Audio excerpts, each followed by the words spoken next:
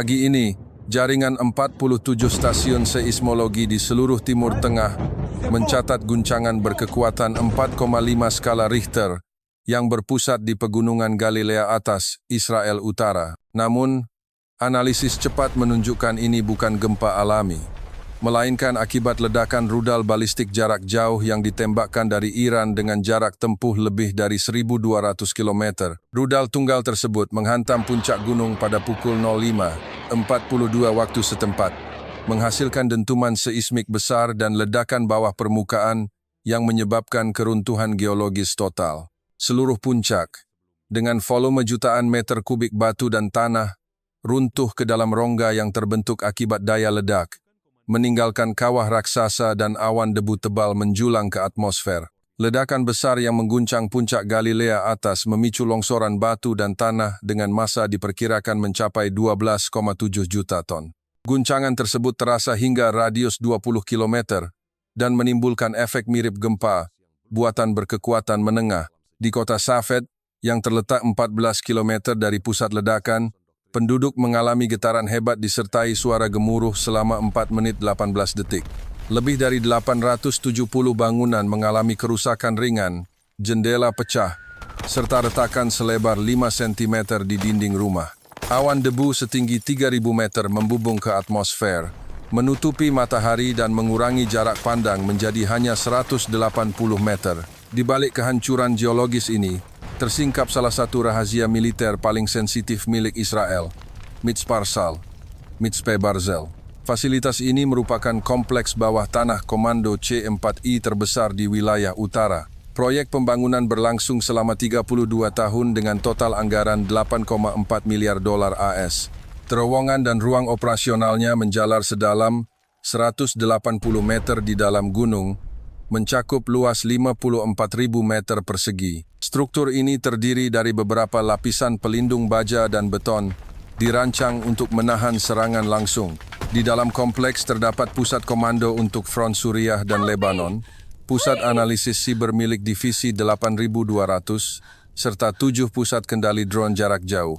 Pangkalan ini mampu menampung hingga 3.000 prajurit saat status perang penuh, dengan 11 akses tersembunyi di lereng pegunungan. Seluruh sistem komunikasi satelit, radar peringatan dini, dan jaringan kendali pertahanan utara terhubung langsung ke fasilitas ini. Saat ledakan menghancurkan struktur penahan utama, seluruh jaringan operasional lumpuh secara mendadak. Dalam hitungan detik, Pusat Komando Wilayah Utara kehilangan fungsi koordinasi dan kendali, meninggalkan kekosongan kontrol militer yang belum pernah terjadi sebelumnya dalam sejarah pertahanan Israel. Tragedi kemanusiaan yang terjadi di Mitzparsal mencapai puncaknya karena waktu serangan bertepatan dengan pergantian komando 2 unit elit. Pada pukul 06.15 waktu setempat, 1.180 prajurit Brigade Golani sedang melakukan proses serah terima sektor operasional, sementara 1.120 personel Brigade Gifati baru tiba untuk rotasi tempur. Secara bersamaan, latihan simulasi perang gabungan tengah dilaksanakan di ruang komando utama, melibatkan 64 perwira staf dan instruktur tempur dari kedua brigade. Situasi ini menyebabkan bunker bawah tanah dipenuhi total 2.364 orang, termasuk teknisi dan analis intelijen. Ketika rudal menghantam puncak gunung, gelombang kejut meruntuhkan lapisan batu dan baja dalam hitungan detik. Para prajurit tidak tewas akibat ledakan langsung, melainkan tertimbun oleh reruntuhan struktur berat dengan volume jutaan ton. Sistem evakuasi darurat gagal berfungsi dalam 40 detik pertama setelah kolaps, sedangkan jaringan komunikasi internal terputus sepenuhnya. Tidak ada peringatan atau koordinasi penyelamatan yang sempat dijalankan. Seluruh personel di dalam kompleks kehilangan peluang bertahan. Dalam satu insiden tunggal, 2 brigade tempur lengkap beserta elemen pendukungnya lenyap, menjadikannya peristiwa kehilangan nyawa militer terbesar yang pernah dialami Israel sejak negara itu berdiri tahun 1948.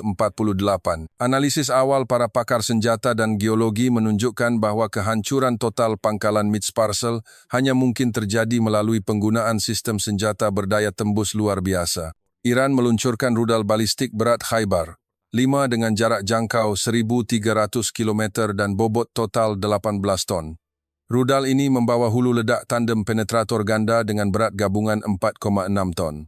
Hulu ledak pertama seberat 1,2 ton dirancang khusus untuk menembus lapisan luar batuan dan beton pelindung setebal lebih dari 25 meter.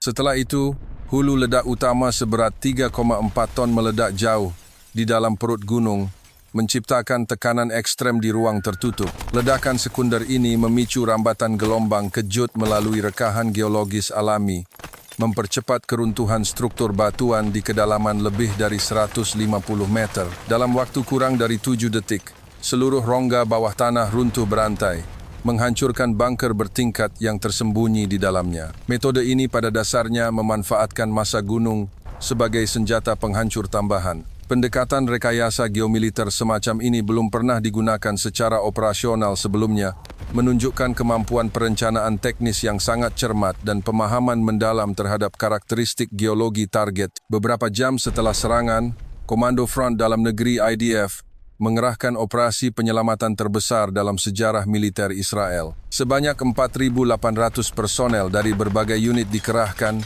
termasuk unit penyelamat elit 669 dan tim teknik tempur khusus. Mereka membawa 126 kendaraan berat, 34 alat pengebor industri, serta sistem pemindai geologi berfrekuensi tinggi. Namun situasi di lapangan jauh melampaui kapasitas operasi standar. Puncak gunung yang runtuh membentuk timbunan batuan sedalam lebih dari 170 meter, menutupi seluruh 11 akses masuk ke kompleks bawah tanah. Struktur yang semula merupakan pintu bunker kini terkubur di bawah lapisan material dengan kepadatan tinggi, menyulitkan upaya pengeboran dan evakuasi. Setiap meter kemajuan memerlukan waktu rata-rata 9 jam kerja tanpa henti, sementara peralatan canggih tidak mampu menembus lapisan campuran granit dan beton. Dalam 72 jam pertama, tim hanya berhasil membuka jalur sepanjang 18 meter jauh dari target ruang komando utama. Menyadari kondisi mustahil, operasi penyelamatan resmi dialihkan menjadi misi pengambilan jenazah massal. Lebih dari 300 personel dipastikan terkubur di bawah reruntuhan, menjadikan tugas ini sebagai tantangan logistik dan teknis terbesar yang pernah dihadapi IDF. Fasilitas Mitzparsal menyimpan arsip intelijen dan rencana operasional darurat yang dikumpulkan selama 27 tahun, mencakup lebih dari 18 petabyte data terenkripsi. Seluruh jaringan komunikasi satelit, radar pertahanan jarak jauh, dan sistem koordinasi darat Komando Utara terkonsentrasi di 42 server utama. Ledakan dan keruntuhan struktur menghancurkan pusat kendali drone yang mengoperasikan 312 unit UAV tempur dan 95 terminal pengawasan. Selain itu, sistem simulasi peperangan elektronik senilai miliaran dolar turut hancur total. Akibatnya, lebih dari 120 satuan tempur kehilangan koneksi komando dan jalur intelijen. Dalam beberapa menit, jaringan pertahanan utara berubah menjadi struktur tanpa arah dan kehilangan kemampuan operasional terkoordinasi. Dalam beberapa jam setelah berita kehancuran Mitzparsal tersebar, opini publik Israel mengalami guncangan besar. Media nasional melaporkan bahwa lebih dari 6,2 juta warga mengikuti siaran langsung perkembangan situasi, menciptakan gelombang kepanikan yang meluas. Lembaga Survei Keamanan Dalam Negeri mencatat lonjakan tingkat ketidakpercayaan terhadap pemerintah sebesar 37% hanya dalam 2 hari. Banyak warga yang selama ini menganggap fasilitas pertahanan bawah tanah tidak dapat ditembus merasa kehilangan rasa aman mendasar. Di sejumlah kota besar seperti Tel Aviv, Haifa, dan Tiberias, ribuan penduduk melakukan evakuasi mandiri ke wilayah selatan. Laporan kepolisian mencatat peningkatan 280% panggilan darurat terkait kepanikan massal dan dugaan serangan lanjutan. Pasar keuangan domestik pun terguncang, dengan indeks Tel Aviv 35 turun 11,4% dalam satu sesi perdagangan. Gelombang ketidakpercayaan ini memperlihatkan dampak psikologis mendalam dari satu serangan terukur terhadap infrastruktur militer kritis, mempercepat krisis kepercayaan terhadap kemampuan negara melindungi warganya di masa perang. Ledakan yang menghancurkan puncak Galilea atas memicu gelombang kejut dengan radius dampak mencapai 20 km, merusak infrastruktur pemukiman di lusinan kota dan desa sekitarnya. Di Safed, 14 km dari pusat ledakan, lebih dari 870 bangunan mengalami kerusakan struktural, termasuk retakan selebar 5 cm pada dinding rumah dan keruntuhan sebagian atap tua. Awan debu setinggi 1,000 meter menyelimuti atmosfer, menurunkan jarak pandang hingga 180 meter dan memicu gangguan pernapasan akut pada ribuan warga. Laporan Kementerian Lingkungan Israel memperingatkan potensi hujan asam akibat pelepasan 12 juta ton partikel silikat ke udara.